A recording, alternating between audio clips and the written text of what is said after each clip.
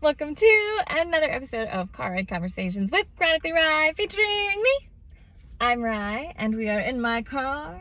I just survived night 3 out of 3-ish at the hospital. I'm actually coming to you from the hospital parking lot because this is the time I do my best recording. Early ass in the morning after working my tail off. So here we are. Sorry, construction worker guys who probably think that I'm insane. Join the club. There's a line of people who would probably agree with you. Anywho, first thing I want to say is thank y'all so much for the reactions, for the support, for the shares on my latest post about my first photo shoot that I did with medical equipment. That one was rough. Whether Michael wants to admit it or not, it was, and I was nervous. But it ended up being something super empowering that I've shared those photos countless times, and the feedback that I get is awesome and just helps me realize that I'm doing something. Representation matters. But that's not what we're here to talk about today. Well, a little bit. I want to jump on here and talk a bit about Disability Pride Month. By the way, happy Disability Pride Month, everyone. In case you didn't know, you've been living under a rock if you're following me, because I keep talking about it. July is International Disability Pride Month. Now, some of you might be asking, what the fuck is a Disability Pride Month?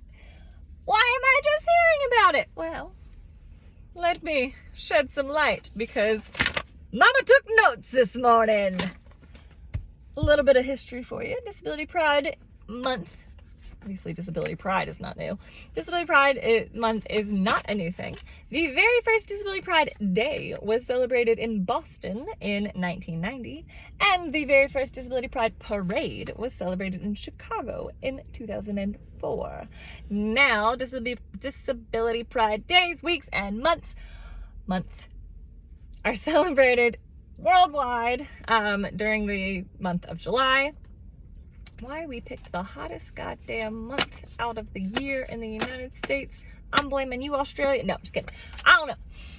That part I didn't find out, but it's okay. I've gotten some messages of what the hell how can you have disability pride? How do you have pride for a medical diagnosis? Well, let Mama Rye share a little bit more light for you. You see, disability is more than just, hello, my name is Ryan, and my disability is Ehlers-Danlos syndrome, dysautonomia, list. It is more than just a medical diagnosis. Sis. Yeah, I need more coffee. Okay. It's more than just that. Being disabled actually comes with its own culture. We have our own history. We have our own set of unique experiences that are just specific to the disabled community. This is incredibly apparent because if you're sitting like I was for most of my life as the token cripple kid, small town, really didn't have any other disabled friends until I met Jacob, actually. It was probably my first-ish one. Outside of Tumblr. And you will quickly find, if you get a bunch of disabled kids together, we all have a set of unique experiences specific to the disabled community. We also have a unique way of talking to one another.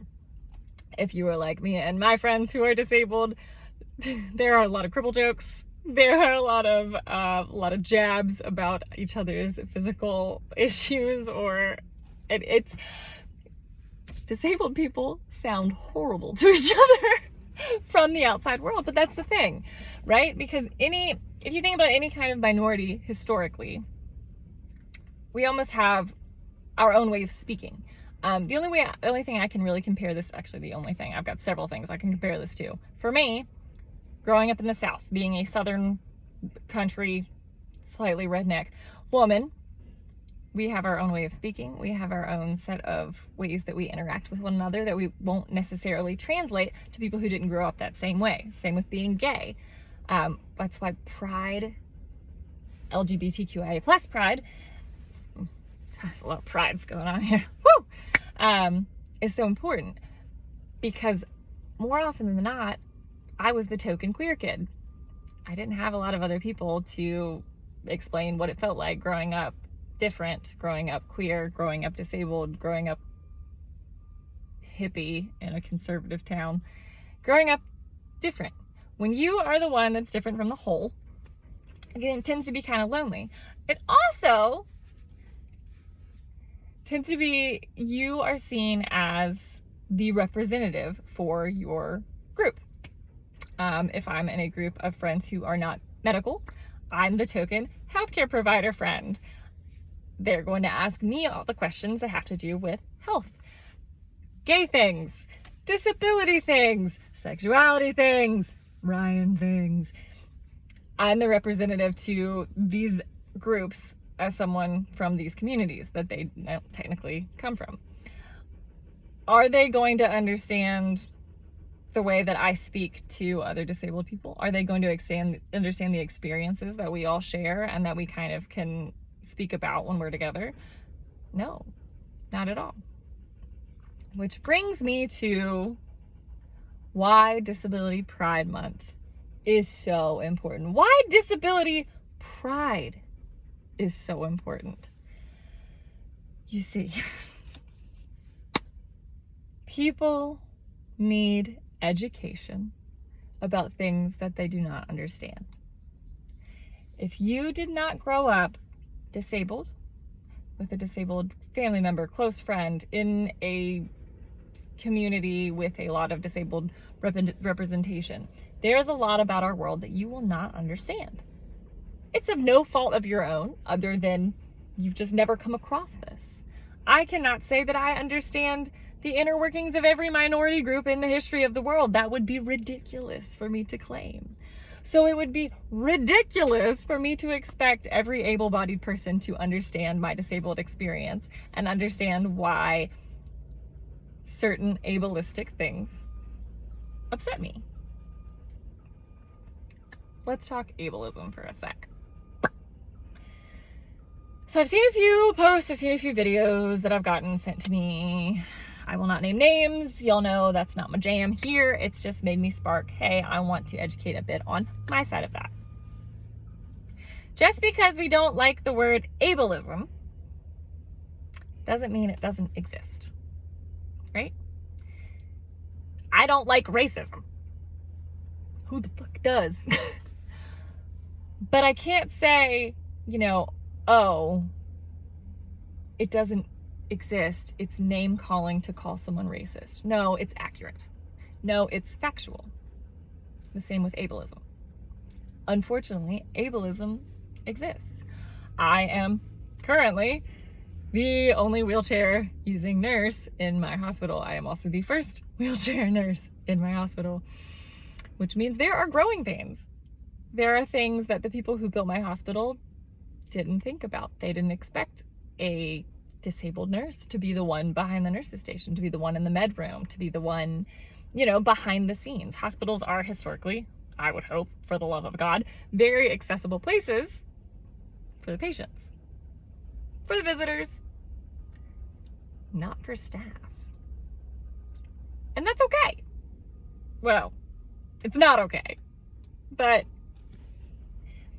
it's okay that I'm going to have to be the one, because I'm the first, to say, hey guys, guess what? This door takes 4 of me to open. Can we fix this? That's fine. People need education about things they don't understand. Burn to my notes here, kids. With my notes. So, like I said, just because we don't like the term ableism doesn't mean it doesn't exist. It is not just name calling. But we cannot control ableism, but we can control how we react to ableism, right? So I have a choice. If I'm faced with an ableistic situation. Now, this is not saying someone who is directly attacking me because I'm a disabled person and being ableistic that way. I'm talking about someone who invites me to somewhere and they say, oh, it's wheelchair accessible, the able-bodied version of wheelchair accessible, a ramp to like 2 steps, or oh, it only has 1 step into this place, or oh, there's just a little door jam that is impossible to do a wheelie to get over, or it's accessible except for the doors are tiny. And it's indirect ableism that was not directed to harm me as a disabled person. I can control how I react to that. If a stranger on the street who doesn't know me calls me a sad cripple and says they'll pray for me, I'm cringing. Can you see? It's horrible. I control how I react to that. This person saying they'll pray for me. Okay. Do I need them to pray for me? No. Do they have malintention and any kind of negative intent towards me? No. They are doing the one thing that they think is the most sacred to them, which is their religious belief, and to pray to their higher power for me to have a better life, because they think that there's no way that if they were me in my shoes or in my wheels, that they could be happy. They don't realize that I'm happier on my wheels than I ever was on my 2 legs, and that I don't need anyone to pray for me. But for me to take that moment, I can either use that as a teaching moment. I can either use that as a moment to get angry and to attack or say, fuck you, I don't need you to pray for me, I don't need your bullshit. What's that gonna do? Well, it's gonna leave a bad taste in their mouth for the next time they interact with someone in a wheelchair. And that's just the reality of it. We don't have to be that person. You can be the change. You can be the person that says, hey, thank you, I really appreciate that, but just so you know, I'm okay. Like, my life's pretty awesome, and I don't really need you to pray for me over that. My grandma's sick, you can pray for her, like, to get better, but I don't need to get better. This is just how I am. But thank you, and I appreciate that. Something that drives me a little nuts, and I'm probably going to lose followers over this, is when you're out and about. Say I'm at work, okay? I'm at work and I'm nursing, okay? A job that it's made more difficult because I am in a wheelchair, whether I want to admit that or not. I have nursed both ways. It is far more difficult to do from my wheelchair. And someone calls me inspiring. Y'all know I hate being called inspiring. Lord have mercy. I just want to do my job. I just want to go to the grocery store. I just want to go to the gym is a big one. I don't need to be called inspiring. We're going to pause here because this is going to need a part 2. Y'all know I get a little wordy when I've been working all night. So pause on how I like to handle being called inspiring in kind of inappropriate situations.